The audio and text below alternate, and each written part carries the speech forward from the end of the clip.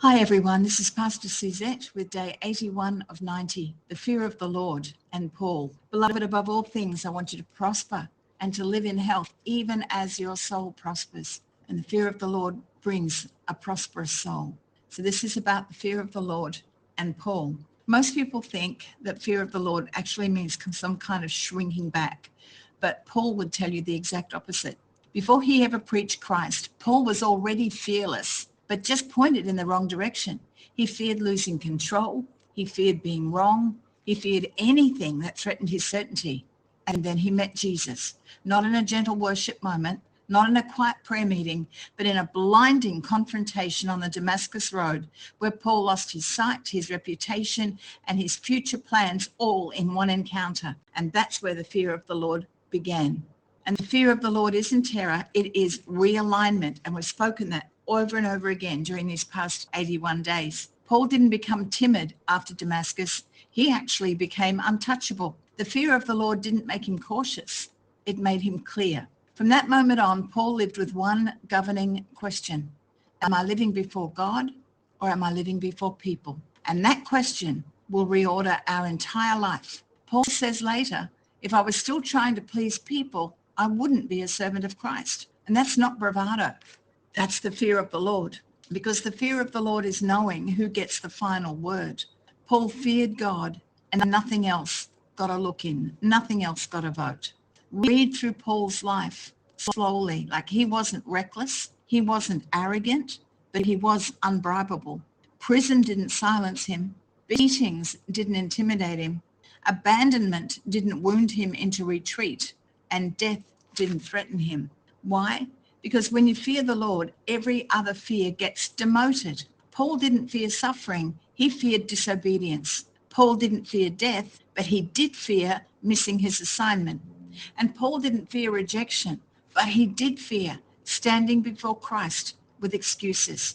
And this kind of godly fear doesn't paralyze. It actually anchors us. The fear of the Lord produces an inner steel, an inner conviction.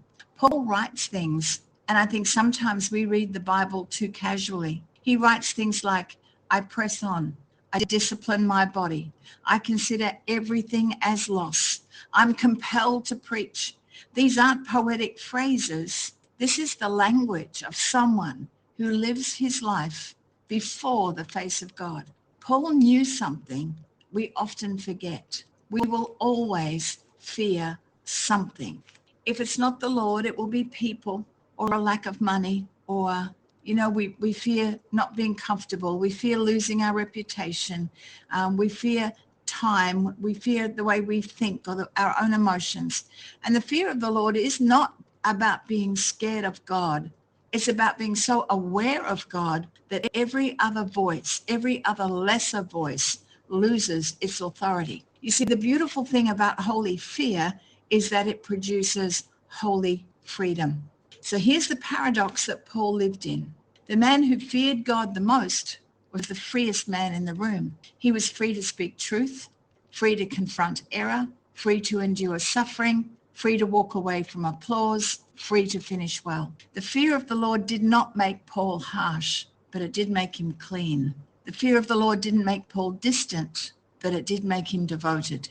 And the fear of the Lord didn't make him legalistic, but it did make him focused. You see, Paul was not driven by guilt and by the way he treated the church in the past. He was governed by reverence. So let's look at this. There are decisions we already know the answer to, but sometimes we wait for permission from people who don't even carry our calling. That's not wisdom. That's misplaced fear. The fear of the Lord does not ask, will this cost me? The fear of the Lord asks, is this faithful to God? See, Paul understood this. One day he would stand before Christ. He's not going to stand before his critics, his supporters, or his peers, just Christ. And that awareness shaped everything. The invitation is that the fear of the Lord is an invitation to live undivided, to live uncompromised, to live unafraid, to live fear. Not because life is safe, but because God is sovereign. Paul didn't finish his race perfectly, but he finished it faithfully. And that's what the fear of the Lord produces. Not perfection, but a holy endurance. Lord, I pray that you would reorder our fears. Lord, I pray that your presence would become more real to us than people's opinions. It would be more weighty to us than comfort. It would be more compelling than self-preservation. Lord, teach us the fear that frees and steadies and sends us forward. Because each and every one of us, I pray that each and every one of us would choose to live before your face and your face alone, free in holy fear. Amen.